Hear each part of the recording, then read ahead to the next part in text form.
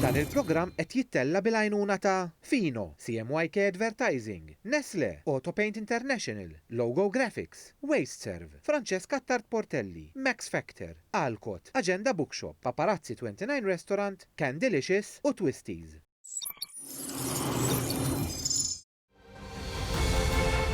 Intminint huwa produzzjoni mtella mill-istudenti tal-Baċelerat fil-Midja fl-Istitut tal-Arti Kreattiva fi dan l-MCAST.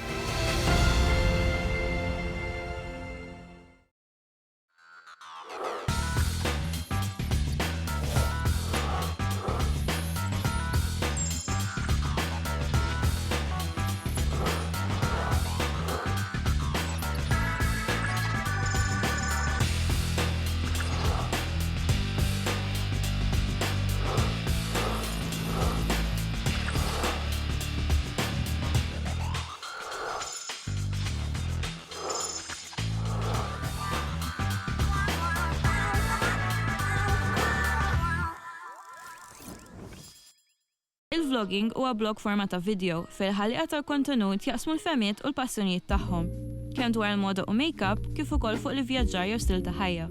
Il-vlogs jgħinu billi jkun hemm aktar komunikazzjoni bejn ħalliqa tal-kontenut u l-udjenza. Xi vloggers internazzjonali familjari inkludu Logan Paul, Jeffree Star u PewDiePie. Il-vlogging f'Malta beda jsir aktar popolari permezz ta' vlogs bħal ta' Stella Cini, Kelly Pisani u Tamara Webb fost oħrajn, imxerdin fuq pjattaformi differenti tal-midja soċjali.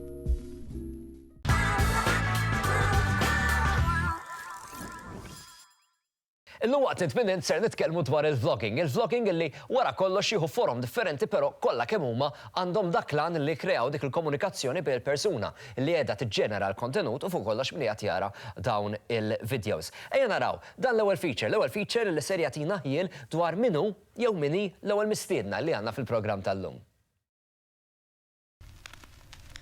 Illum ħankun qed nurikom ġurnata mill-ħajja tiegħi. L-ewwel ħaġa ħammorru thrifting, bażikament ħankunu qegħdin nixtru second hand clothes, jiġifieri ħwejjeġ użati diġà, imma li huma f'kundizzjoni tajba u waraw jekk tridu taraw fejn ħammorru.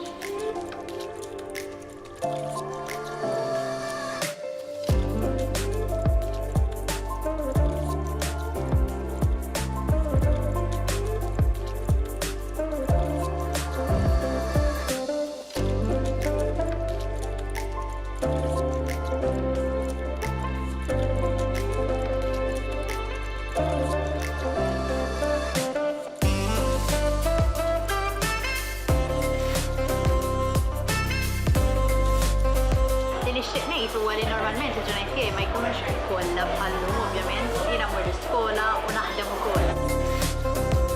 Mela llum daqshekk ħruġ, issa ħammur id-dar noqgħod nittisja video, nkellemkom aktar tard.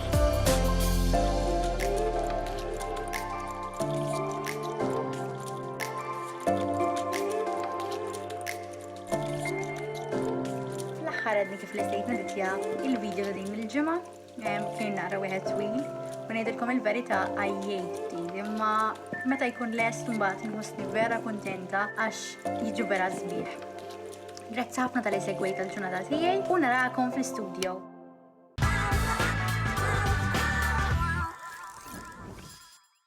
Minn dak il-feature nexxilna nieħdu daqsxejn ta' ħiel fuq minija l-ewwel mistiedna li għandna llum. Innexxilkom taqtaw jew le. Għalaqas smajna simha, nafu li tħobb tagħmel it-thrifting, u kolla minna ġurnata nġru waraja.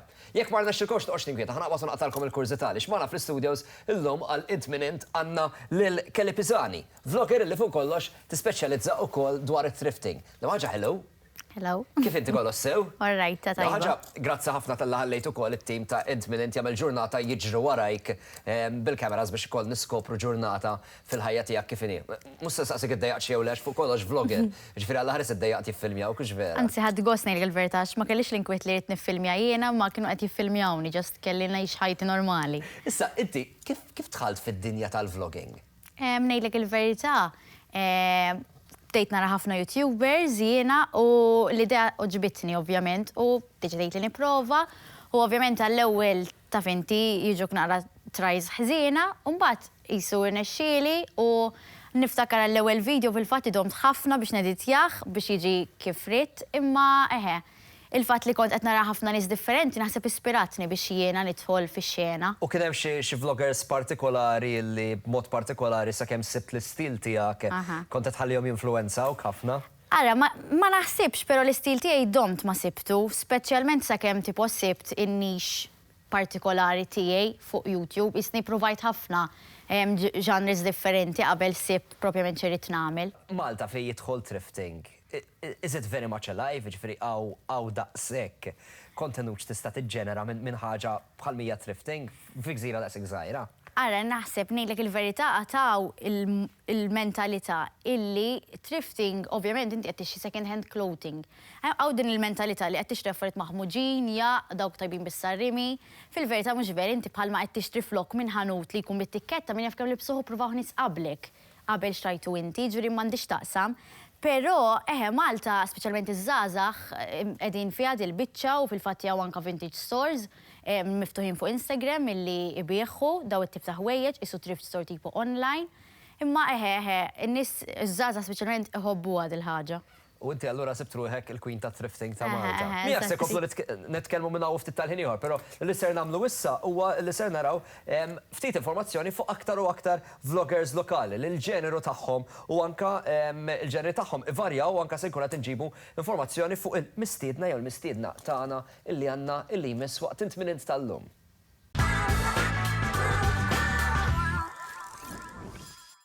Għaw Malta, il-vlogging qed jisir ferm popolari. Naraw li dawk li ħolqu kontenut bħal Stella Cini fejn toħloq hairstyles differenti. Danita li trik xtal matul il-ħajja tagħha ta' kuljum u Kezzy's Corner fejn insibu bosta informazzjoni fuq id-digital makeup u reviews fuqhom. Valentina Rossi wkoll taqsam l-opinjonijiet tagħha u kif ukoll Tamara Webb fuq il-moda u kif tgħidhi il-balance tal-ħajja. Vloggers bħal Martina Ġerada u Jordi Borg jaqsmu d-destinazzjonijiet favoriti tal-ivvjaġġar tagħhom. Dawn il-vloggers fost oħrajn jispiraw l-udjenza tagħhom. Iġifieri vloggers għandhom ukoll il-poter li jippromovu l-pożittività u jitkellmu wkoll dwar kwistjonijiet soċjali li qed jiġru lokalment kif ukoll internazzjonalment. Dan kollu espress permezz ta' siti tal-medja soċjali bħal YouTube, Facebook Live, Instagram Stories u IGTV. Dawn huma xi wħud mis-siti soċjali ma' popolari mal-vloggers. Dawn il-vloggers ikomplu jagħmlu dan mhux biss għax hija l-passjoni tagħhom, iżda wkoll għall-udjenza tagħhom li jappoġġjaw dawn il-vloggers jum wara jum billi jaraw il-videos tagħhom. Kezzy Aquilina fuq il-YouTube channel tagħha Kezzy's Corner toffri videos fuq beauty u makeup u l-istili differenti li jistgħu joffru lil fuq minn 4,000 subscriber tagħha. U issa ħan niskopru iktar fuq is-suġġett minn dawn il-vloggers stess.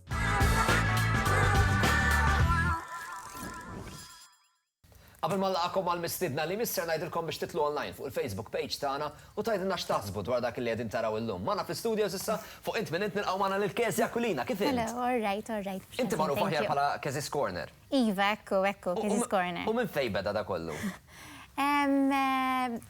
Dak kont insegwi bosta YouTubers jagħmlu l-makeup għax iżjed fuq il-makeup bdejt jiena u komplejt. U kemm ilek li bdejt? Issa għanala dir-raba sena. Okay. Mela, inni naqa. Imma dak iż-żmien kont bdejt nagħmel il-makeup quddiem il-mera u bdejt nitkellem waħdi u bdejt ngħid, why not give it a shot and start doing YouTube. And since then, I haven't stopped. And I remember in the beginning ma kontatt il-ħadd li kont għamil il-channel u hekk. Ma mbagħad jekk ħanibqa' nagħmilha u jekk jirna xi nagħmilha għal xi sena. Mbagħad nibda I can share it with everybody u hekk and that's what I did. So. Jidħol l-element tal-luck fil-vlogging? Mhux luck li nexxilek tagħmel xi ħaġa tajba, għaliex fl-aħħar mill-aħħar it-talenti għad hemm, imma jidħol l-element tal-luck biex fl-aħħar mill-aħħar tisplodi fuq ix-xena. Yes, I do think so. Especially it's all when a video goes viral and then it's sort of the person who creates that video and then people constantly keep watching. Waħda minn reġi tal-fejn ċertu nies imorru viral kultant hija x'tinqala xi kontroversja. Ġili jekk tibdew tibda tajt ma jien kieku tajt nipprova naqla xi kontroversja. Xi mod jew ieħor ħan iġġenera daqsxejn iktar views. X'taħsbu fuq għadi kollha u ġieli kkonsidrajtu li b'xi mod jew ieħor tagħmlu xi ħaġa daqsxejn iktar eġi jew forsi b'xi mod jew ieħor tirriskjaw ftit iktar tajdu biex ultimately di tiġġenerali iktar nies lej iċ-channel tiegħi. Jien ngħid għalija milux kienet tibda l-iskola u tfajt video outfit ideas għall-iskola. Insomma, f'dan l-outfit ideas kien hemm qmis u kienet forsi xi naqra qasira. għal-min ta' finti da kulħadd jilbes jiena tajta bħala aspirazzjoni mhux ġifieri tixri dik il-qmis.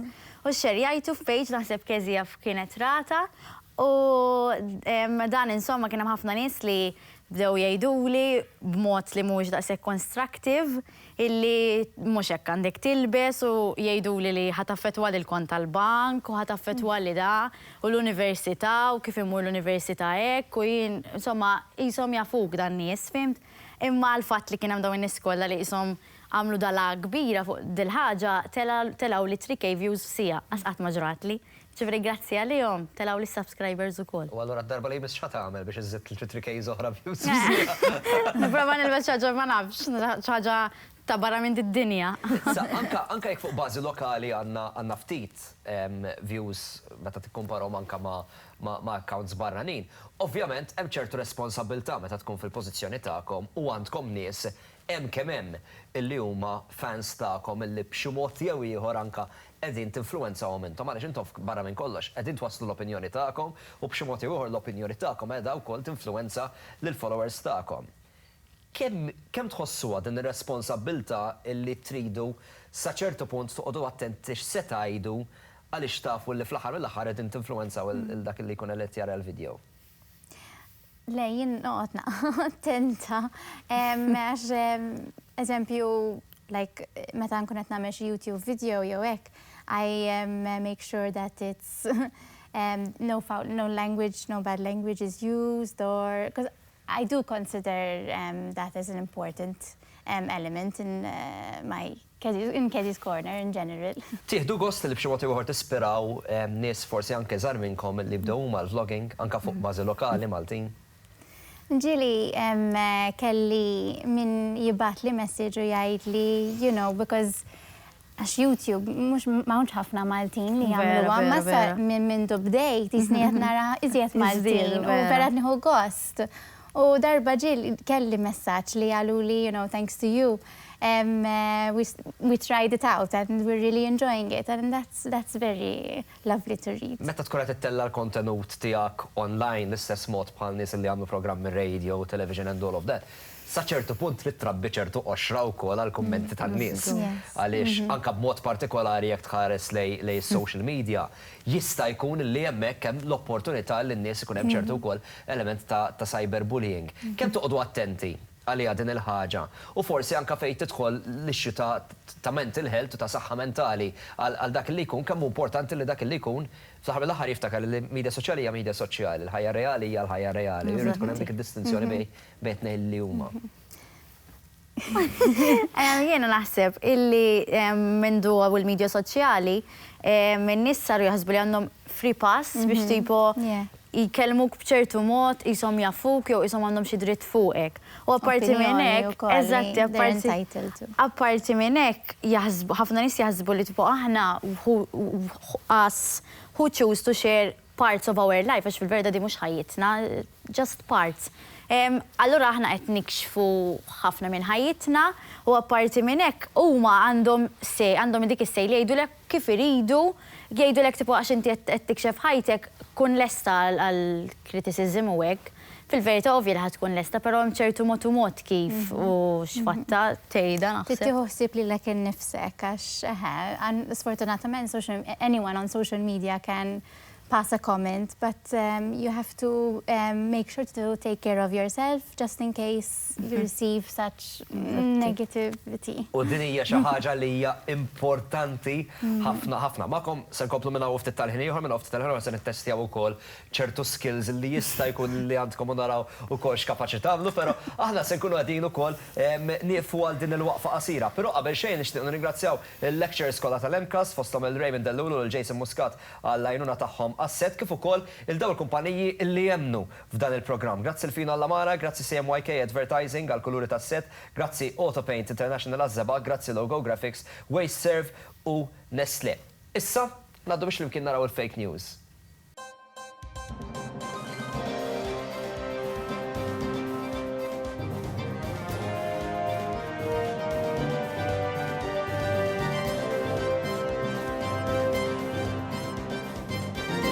Nilqakom lura għal din il-ġabra tal-aħbarijiet.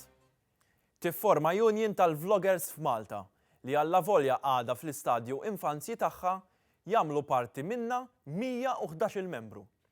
Il-union toħroġ b'direttivi biex jiżdied il-lif imħallas sabiex il-vloggers ikunu jistgħu iwettqu x-xogħol neċessarju għall-karriera tagħhom. F'konferenza stampa ir-rappreżentanta tal-union Alison Gaffarena, magħrufa fuq is-siti soċjali bħala Smashing Darling X, f'dikjarazzjoni qalet li x-xogħol tal-vlogging f'Malta qiegħed jibqa' lura ikkumparat ma' barra minħabba l-ħinijiet twal ta' xogħol li bilkemm ilaħqu ħin għall-vlogging.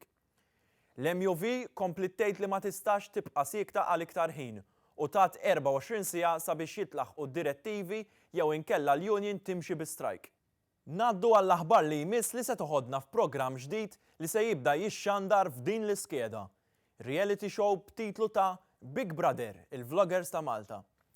Dan ir-reality show se jkollu bosta mill-vloggers popolari ta' Malta jgħixu flimkien taħt l-istess saqaf.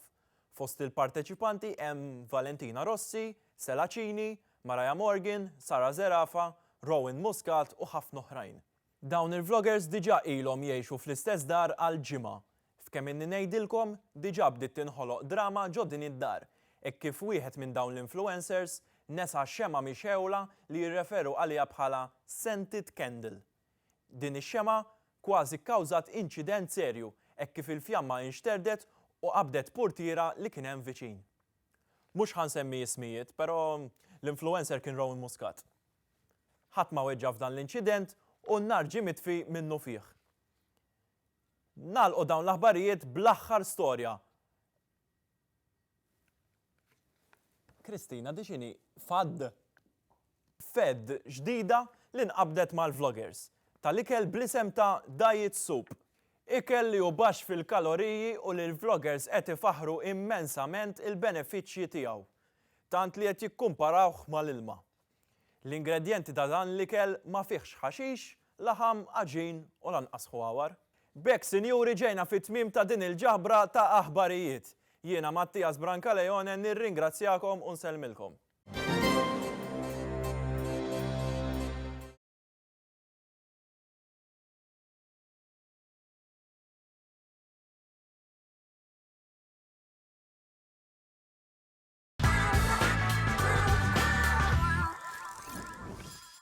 Mela, nilqawkom lura għal Intminent u għal din l-aħħar parti tal-programm issa ser ngħaddu għal social media channels. Se nagħmlu kompetizzjoni żgħira bejnietkom it-tnejn u li ser jiġri huwa dan li hawnhekk għandna dawn il-karti, dawn it-tags kollha jirrappreżentaw xi prodott jew ieħor ta' sbuħija jew inkella tal-makeup jew inkella xi ħaġa minn dawn. U se tkun qed intażżu tnejn minn dawn il-cards kull wieħed u se jkollkom prodott illi intom tridu tagħmlu dan il-vlog dwaru. Ġifieri żewġ minuti vlog tippruvaw tikkonvinċuna kemm dan huwa prodott tajjeb. Alright, issa biex nagħmlu ħajja aktar interessanti dawn li tfajna hawnhekk mhux actually se nużawhom, imma se nużaw dawn l-affarijiet illi għandi hawnhekk f'idejja illi fir-realtà suppost b'xi mod jew ieħor huma fake props u jistinjifikaw xi waħda minn dawk l-affarijiet illi għandna hemmhekk. Qabel ma tinkwitaw ħafna fuq il-fatt illi hawn butir, pinsel, sponza u din il-landa hawnhekk. Ejja naraw x'se jkollkom tbijaw ilna fuq kollox. Għażlu żewġ cards kull wieħed. Okay. Tista' tażel minn ta' dik in-naħa jekk trid. Mela, kelli għażlet tnejn u Kezi għażlet tnejn ukoll. Mela, inti se jkollok tbieħ il-makeup brushes illi huma fir-realtà daw hawnhekk u il-body butter li fir-realtà huwa butir ta' vera u inti se jkollok tbieħilna l-spoolie brush li m'għandix idea x'tagħmel fir-realtà imma qalu li d-dinja dik u għandek ukoll il-makeup sponge illi hija sponza tal-flak. Tajjeb, mela dawk ħanamluhom hawnhekk, min ser jibda bejnietkom it-tnejn? Xorta. Mela hija tibda Kelly, jiena iddeċidejt li ser tibda Kelly, mela ħadd dawar hawnhekk. Mela x'inhi l-ewwel ħaġa li tixtieq tbiħħilna jekk jogħġbok? Il-makeup sponge. Mela sa nagħtik żewġ minuti biex tbiħħilna din il-makeup sponge, inti se jkollok tindirizza dik il-kamera temmek, trid vera tbiħħilna. All right, make it good. Inti ara x'qed tagħmel din biex tagħmel bħala. All right, lesta. Iż-żewġ minuti tiegħek jitilqu issa tlaqna. L-lum għandna del-makeup sponge li għandha ġiex naħat, għandha naħa soft u naħa l-ħarxa. Il-ħarxa fiex għex tużajek. Il-ħarxa tajba ħafna għax għall-skincare tajba m'għandhomx għall-makeup biss, ġifieri anke biex taħsel wiċċek. Eżatt tiskrabbja m'għandekx għalfejn tixtri affarijiet oħra. Mbagħad l-oħra tuża biex tagħmel il-foundation, il-concealer, insomma all in one, ta' inti one-stop shop. Tixtri din u għandek kollox kemm għall-skincare u kif ukoll għall-makeup. Ma jrid ikollok wiċċek kbir ħafna l-isponza. Le m'hemmx għalfejn tamela naqra hekk, kara tamela naqra hekk u tagħmel hekk. Fimt ma' wiċċek u mela u nirranġaw xi Xi ħaġa. ħaġa li inti tirrakkomanda biex titfaħħa ma' wiċċek u tagħmel il-makeup biha. Eżatti, u żgur, speċjalment għal-fatt li jirħisa u 2 in 1, no, tajba ħafna. Tajjeb, Nirrakkomanda. Ejja ħanbijaw xi ħaġa u inti. Tele-shopping qed inħossni. Mela, inti ser nibdew bil-makeup brushes, ejja nibdew bil-makeup brushes, kif qed inbdaw, mela għandek daw it-tlet tibnietsen li ser tindirizza l darba oħra dik il-kamera temmek u tipprova tikkonvinċina li dawn il-makeup brushes huma l-biħlesta. Ok, ija, mela. Alright, hawnhekk għandna daw it-tlet makeup brushes. Mbagħad għaw tlet tipi ta' brushes. Għandna the flat brush for your eyeshadow, the little tiny weeny brush Just in case kollok għajnejk iżgħar. Le, for your inner corner and your brow bone. Very important to know these things. Le. Mbagħad jekk trid din ukoll li tista' tagħmel xi cut crease jew xi half cut crease, taf x'inhu ma' Frank? Ma assolutament ma' ċinis bħalissa Just tixxi dawn u tista' tagħmilhom dawk l-affarijiet. Ok, tajjeb, u l-materjal tal-pinsell huwa xi materjal partikolari. Mela, u jgħinek ukoll biex. Xi żiemel da pereżempju jew. Le, naturali, kollox naturali, very importanti naturali. U jiġu hekk packaged beautifully u vera bargain. Tajjeb, mela. L-ewwel round list, ejja ħankomplu bija u jienu inti. Mela, ħanerġgħu morru lura għal Kelly, inti x'kellek iktar diti? Dik kelli. Ħana provaw bija wara, mela. Inti ħajkollok ukoll bieħed uħar żewġ minuti biex tipprova biħilna dan il-prodott lista. Tlaqna. Mela llum għandna din l-ispuli nistgħu nużaw għall-eyebrows meta nkunu qed nagħmluhom ovvjament. Tidher perikoluża għall-eyebrows imma. Żgur, imma ħabba li ħarxa fimt qedhomlok fosthom żgur. Qedhom Ma jkollokx inkwiet, eżatti. Qedhomlok fosthom żgur u jekk tagħmel anke naxin setting spray ħajqodlok żgur. Spray ma dik. Iva tagħmel spray biex imbagħad ma toqgħodx tagħmel mal-eyebrows, fimt ikun lek tajjeb insomma. U l-fatti li hija qisha ħadid taf inti mhux ħadd issaddatlek iż-ddum tajba, iva ddum tajba għal ħafna żmien, eżatti. U anke l-fatt li hija kbira taf inti jekk jidħollok xi suf sa toħorġu, m'għandekx inkwiet. Ejja ħanbijaw il-butik. Għax di li looking forward għalija. Issek tiddillek qabdu fidejk. Tajjeb, mela għandna dan il-butir hawnhekk. Data parsi body butter. Alright, imma fir-realtà din nużaw butir ta' vera biex inbijaw dan il-prodott taw. Inti wkoll ħajkollok betu żewġ minuti biex tipprova tikkonvinċina għalfejn għandna nixtru il-kaxxa butir li għandek fidejk tlaqna. Mela, hawnhekk għandna l-body butter. Jiġi ver għandek ħafna prodott xtuża ġifieri. Moda packaging jidher familjari. Iva, mela, ara, jisu ħajitrattak żgur. U dan ħajamillek il-ġilda kollok soft u. Ħafna iktar affarijiet naħseb li ma somma ħekompli. U ħajjejn il-ġilda tiegħek ukoll, dan huwa naturali ukoll u tista' tagħmlu kull filgħodu, kull filgħaxija qabel ma torqod, qabel ma tibda l-ġurnata, ġifieri dan ħajjejnek biex ikollok ġurnata tajba ħafna wkoll. U dak xi ħaġa li tużaħta kuljum, ġifieri. Mela, għala, tagħmillu tajjeb il-ġilda biex tużana għamil body butter ta' hawnhekk. Tajjeb, mela. Saqs nista' nemmel li qalu li rrid nażel jiena min ser jirbaħ bejn daw it-tnejn, mela kelli tista' terġa' tiġi ma' ġembna. Proset li tnejn intom tax-shopping kieku nagħmel nid-diletta fil-makeup x'taj dak kollu illi tippruvaw illi provajtu tbijaw. Bejnietom it-tnejn jiena naħseb illi vera close. Imma naħseb illi Kelly kella dik il-ħarsa ta' li taf xettajt. Tisalija fir-realtà mhux neċessarjament edha taf xettajt. Min-naħa l-oħra Kezja, inti l-makeup huwa l-ispeċjalità tiegħek, ġifieri tafa' terba' kelmet lemmula u ħawditni u allura ħarġet tal-esperta wkoll. I would call it a draw. Kelli rnexxila tbieħ aħjar u Kezja però kienet taf qiegħda xtajt ukoll. Jiena se nirringrazzjakom hawnhekk talli ġejtu magħna l-programm int minn int illum nispera li ħadtu gost, aħna ħadna gost. Nisiru nafu lilkom u nsiru nafu wkoll dak li fuq kollox huwa l-vlogging u dak li intom tispeċjalizzaw fih. Nisperaw li intom ħadtu gost taraw dak li kellna preparata likom u hemm ukoll xi nies li rridu nirringrazzjawhom. Grazzi lil daw in-nies li fuq kollox enuna. Grazzi l-Agenda Bookshop, grazzi l-Paparazzi 29 Restaurant, grazzi l-Candelicious u grazzi ukoll l-Twisties fl-aħħar mhux l-inqas. Grazzi ukoll lil Francesca Tart Portelli għal-makeup. U grazzi ukoll lil Alcott għal-Wejx. Sakemm nerġgħu niltaqgħu aħna u intom hawnhekk bit-tim ta' Int Min Int. Grazzi ħafna l darba oħra tal-li segwejtuna u niltaqgħu d-darba li jmiss. Ciao.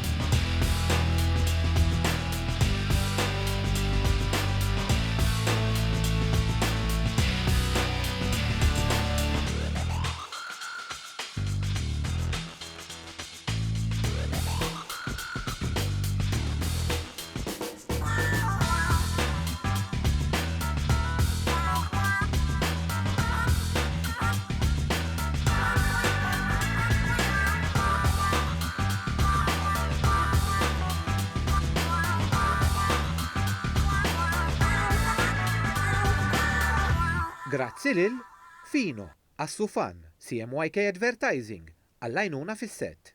Nestle, Autopaint International, Logo Graphics, Waste Serve, għall-għajnuna fis-set. Francesca Tart Portelli, għall-irtok.